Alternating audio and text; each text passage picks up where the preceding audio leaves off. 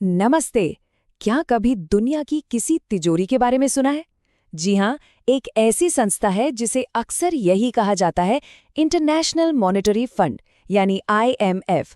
पर क्या ये सच में सिर्फ एक तिजोरी है या इसके पीछे की कहानी कुछ और ही है? चलिए आज इसी को समझते हैं। जरा सोचिए, कोई देश बिल्कुल कंगाली की कगार पर आ जाए।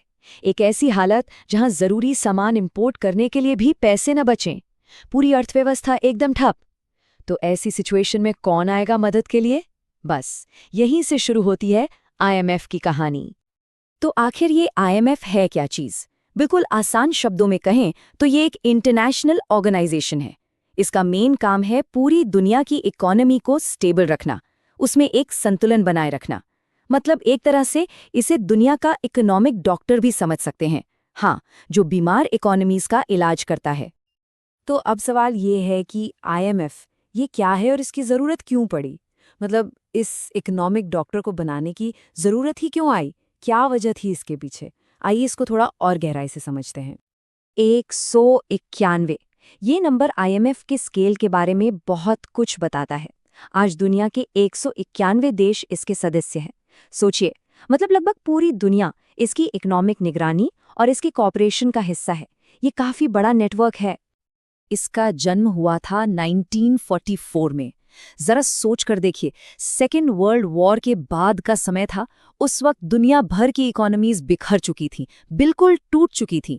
तो इसका मेन मकसद ही यही था कि भविष्य में ऐसे ग्लोबल इकोनॉमिक क्राइसिस को रोका जा सके और जो देश फाइनेंशियल तबाही झेल रहे हैं उन्हें एक सहारा दिया जा सके। तो अब आते हैं IMF के 3 मुख्य कामों पर। ठीक है, ये तो समझ लिया कि ये क्या है और क्यों है, पर ये असल में काम कैसे करता है? इसके मोटे तौर पर 3 मेन काम हैं और यही काम पूरी ग्लोबल इकोनॉमी को पटरी पर रखते हैं। पहला काम है सर्विलेंस यानी निगरानी।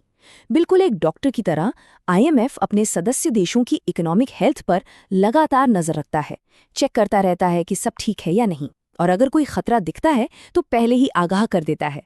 दूसरा और शायद सबसे जाना माना काम है फाइनेंशियल असिस्टेंस, मतलब आर्थिक मदद। जब कोई देश बहुत गहरे फाइनेंशियल संकट में फंस जाता है तो IMF उसे कर्ज देता है। और तीसरा काम है कैपेसिटी डेवलपमेंट यानी टेक्निकल मदद। इसमें IMF देशों को सलाह देता है, ट्रेनिंग देता है कि वो अपनी इकोनॉमी को बेहतर ढंग से कैसे चला सकते हैं। अब बात करते हैं भारत और IMF के साथ की। ग्लोबल कॉन्टेक्स्ट से हटकर अब देखते हैं कि भारत के लिए इसकी क्या भूमिका रही है। और सच कहें तो इंडिया और IMF का रिश्ता काफी पुराना और काफी ड्रामेटिक भी रहा है। देखिए, भारत तो IMF के फाउंडिंग मेंबर्स में से एक था 1945 से ही। लेकिन इन दोनों के रिश्ते का सबसे बड़ा टेस्ट आया 1991 में।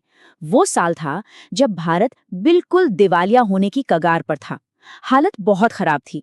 तब IMF ने मदद के लिए हाथ बढ़ाया और हाँ, इस मदद के साथ कुछ शर्तें भी आईं। लेकिन इन्हीं शर्तों ने देश में उन इकोनॉमिक रिफॉर्म्स की शुरुआत की जिन्होंने इंडियन इकोनॉमी की तस्वीर हमेशा हमेशा के लिए बदल दी। तो ये कहना बिल्कुल गलत नहीं होगा कि 1991 में IMF से मिली मदद भारत के इकोनॉमिक लिबरलाइजेशन यानी आर्थिक उदारीकरण के सफर के लिए एक कैटलिस्ट साबित हुई।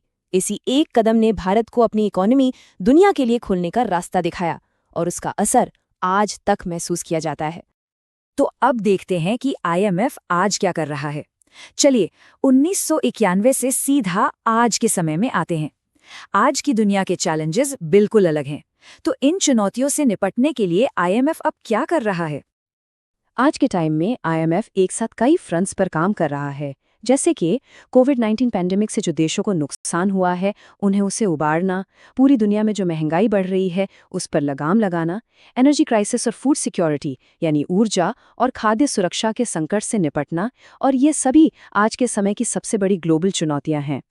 तो अब सवाल उठता है कि ये सब क्यों मायने रखता है? मतलब इन सब बातों का आखिर मतलब क्या है? IMF के होने या न होने से आम लोगों की जिंदगी पर क्या फर्क पड़ता है? ये इसलिए इतना जरूरी है क्योंकि आज की दुनिया में सब देशों की इकोनॉमी एक दूसरे से जुड़ी हुई है। एक देश में संकट आता है तो उसका असर दूसरे देश तक पहुंचने में देर नहीं लगती। एक चेन रिएक्शन शुरू हो जाता है। तो आईएमएफ इसी चेन रिएक्शन को रोकने वाले एक सेफ्टी नेट की तरह काम करता है, ताकि पूरी दुनिया की अर्थव्यवस्था मजबूत बनी रहे। और आखिर में एक बड़ा सवाल, दुनिया तो हमेशा बदलती रहती है ना, और संकट तो आते ही रहते हैं। तो सवाल ये है कि अगला ग्लोबल इकोनॉमिक क्राइसिस कब आएगा, और क्या आईएमएफ और दुनिया के देश उसके लिए तैयार हैं? ये एक ऐसा सवाल है जो वाकई में सोचने पर मजबूर करता है।